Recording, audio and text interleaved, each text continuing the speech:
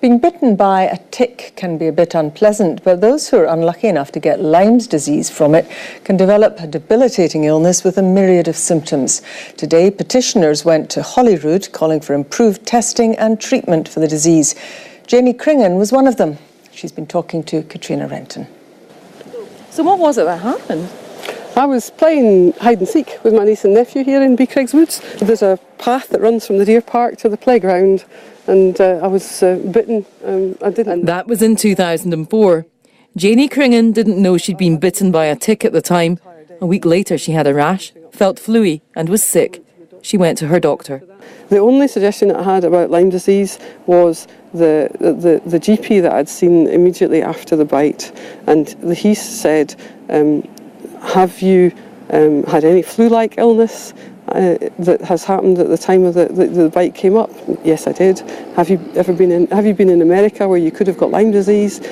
No, I haven't.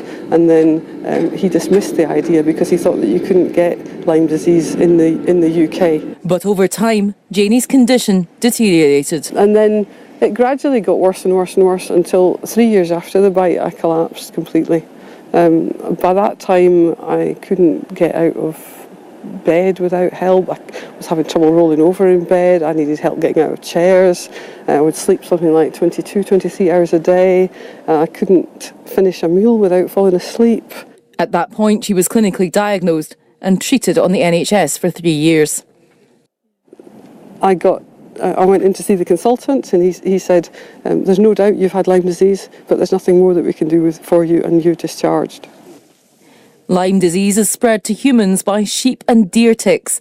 Janie's petition at Parliament calls for improved testing and treatment for it. Researchers are supportive. I think it's a very useful petition to be put forward. I agree with much of what it states. I agree that there is need for more research into the testing of Lyme borreliosis and a lot of better understanding of how much disease there is in Scotland. Janie went on to get private medication. How are you now?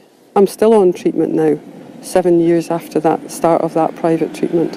And I've got my life back. I'm back to working again. I have a social life again, but I still can't get off antibiotics without relapsing. Katrina Renton, reporting Scotland, West Lothian.